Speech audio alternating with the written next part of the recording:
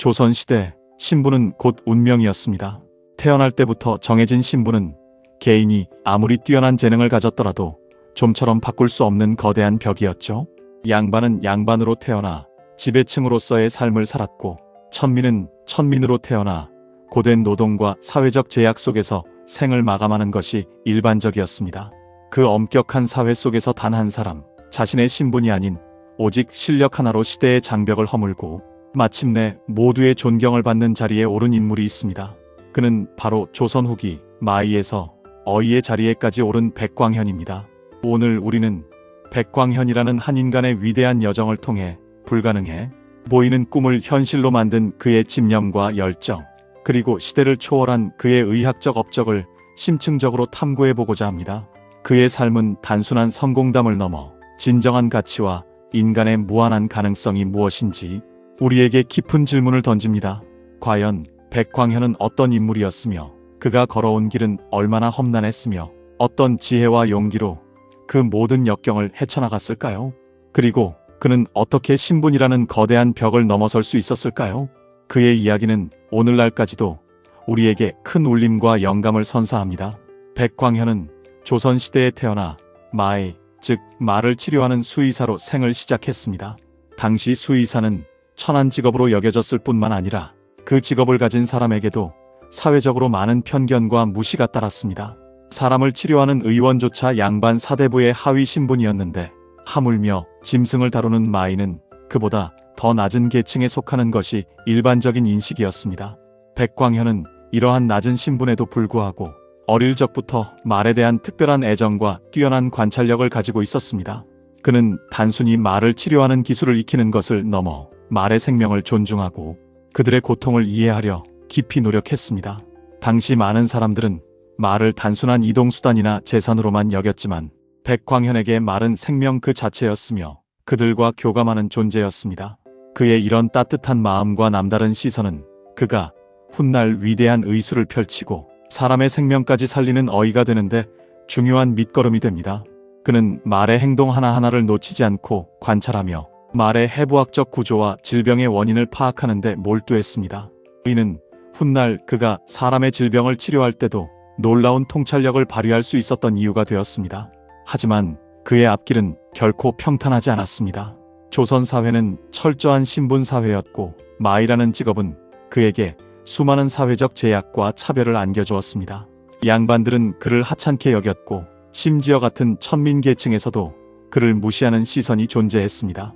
그의 재능과 노력에도 불구하고 그는 단지 출신 때문에 정당한 평가를 받지 못하는 경우가 많았습니다.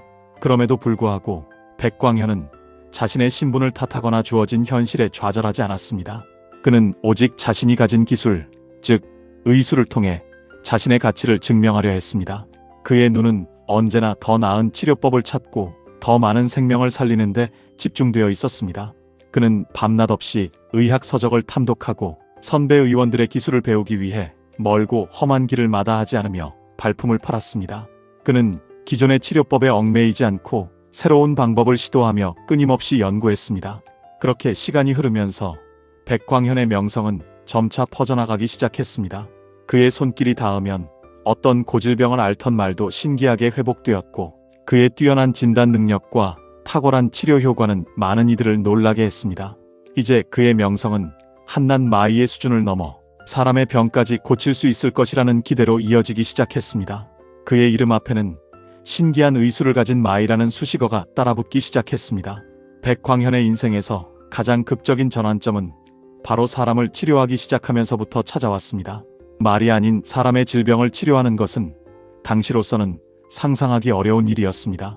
마이가 사람의 몸에 칼을 대고 약을 처방한다는 것은 신분 질서에 대한 도전이자 당시 의료계의 기득권과 권위를 흔드는 매우 파격적인 행위로 여겨졌습니다.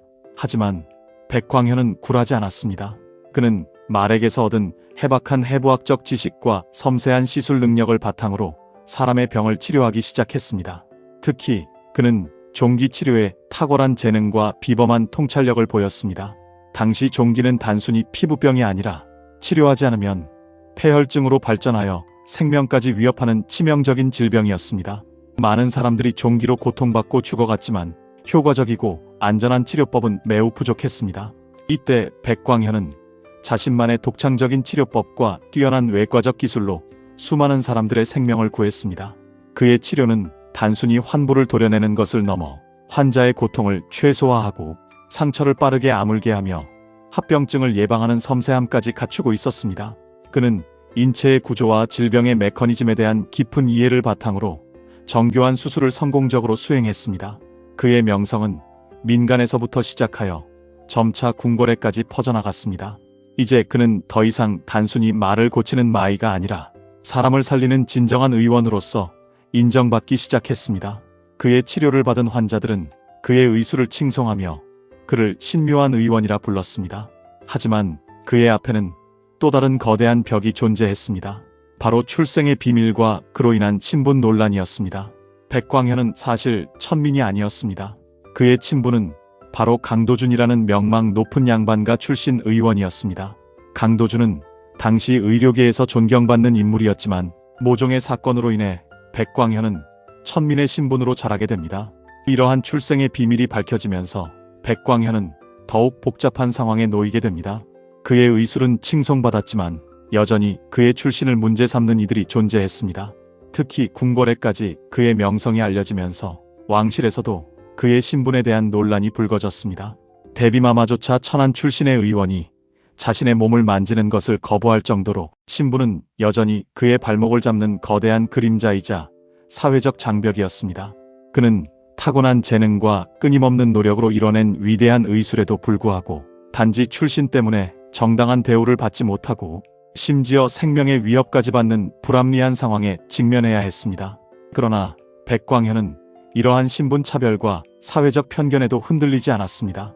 그는 오직 환자의 생명을 살리는 데 집중하며 자신의 의술로 모든 편견을 깨부수려 했습니다. 그의 진심은 결국 통했습니다. 그의 뛰어난 의술은 신분을 초월한 가치를 증명했고 수많은 사람들의 지지와 신뢰를 얻게 됩니다. 그의 이름은 천한 신분을 넘어 진정한 의원으로 존경받는 상징이 되었습니다. 백광현의 삶에서 빼놓을 수 없는 중요한 존재는 바로 그의 스승입니다. 스승은 백광현에게 단순한 의학 지식을 넘어 의원으로서 갖춰야 할 인품과 사명감, 그리고 올바른 자세를 가르쳐준 정신적 지주이자 삶의 나침반이었습니다. 스승은 백광현의 비범한 재능을 일찍이 알아보았고 그의 잠재력을 최대한 이끌어내기 위해 아낌없는 지지와 가르침을 베풀었습니다. 백광현이 어려운 상황에 처할 때마다 스승은 든든한 버팀목이 되어주었고 그에게 올바른 길을 제시해주며 흔들림 없이 나아갈 수 있도록 도왔습니다. 스승과의 끈끈한 관계는 백광현이 역경 속에서도 포기하지 않고 자신의 길을 갈 수 있도록 하는 강력한 원동력이었습니다. 특히 스승이 위기에 처했을 때 백광현은 자신의 모든 의술과 지식을 동원하여 스승을 살리기 위해 필사적으로 노력했습니다.